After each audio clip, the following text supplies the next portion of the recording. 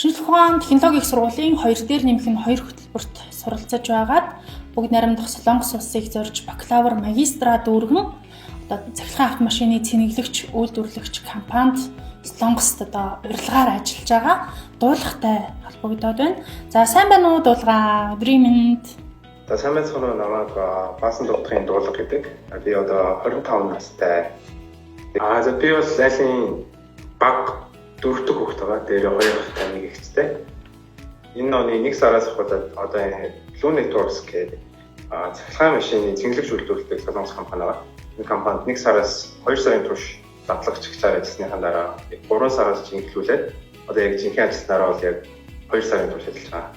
За дуулгын хувьд яг одоо ажил дээр байна уу? Яг ажил дээрээ цагийн цагаараа яг ярьж л да 1 цагийн турш цагийн цаг гэдэг.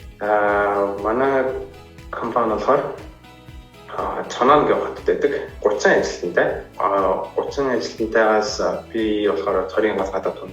Тэгээд орж ирсний дараа мэдэрсэн зүйл юу вэ гэхлээр яг л адилхан одоо ажиллаа сайн хийдэг хүн сайн дүгнэдэг, бусдаагаа сайн харьцдаг хүн сайн дүгнэдэг.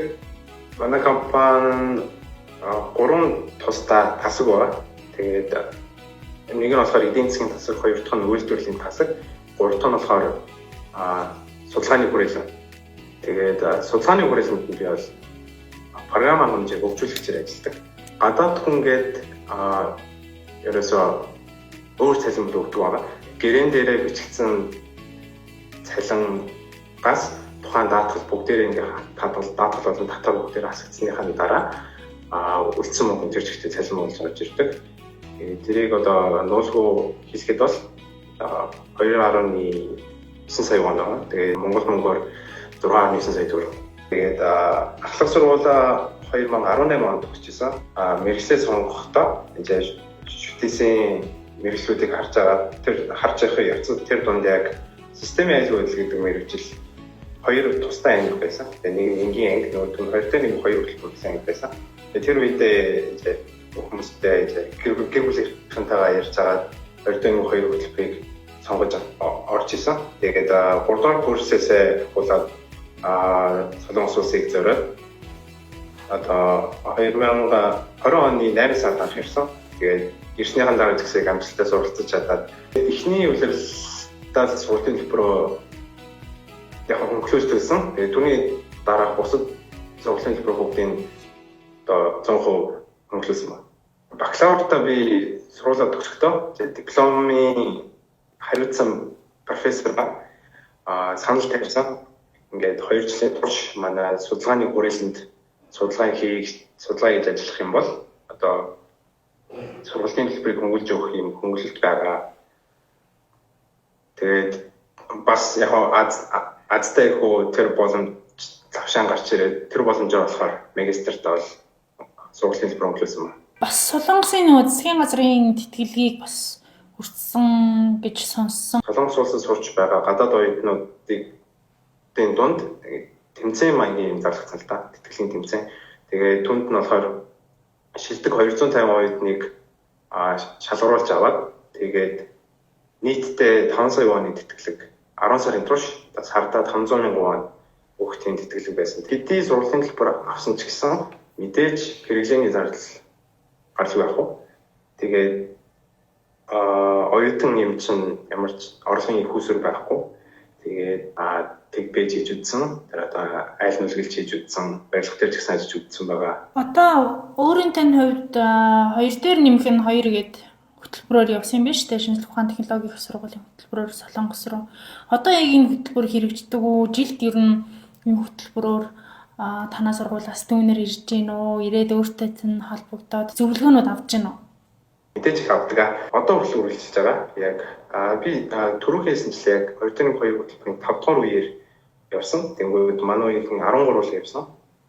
Тэгээд миний мэдхээр 7 дугаар үеэс болоод энэ тоо маань шууд 2-оор үржигдсэн байна. Дуулгын тухайд сая 1 сард төгссөн гэж байна. Тэгээ 3 сар диплом авсан гэж байна.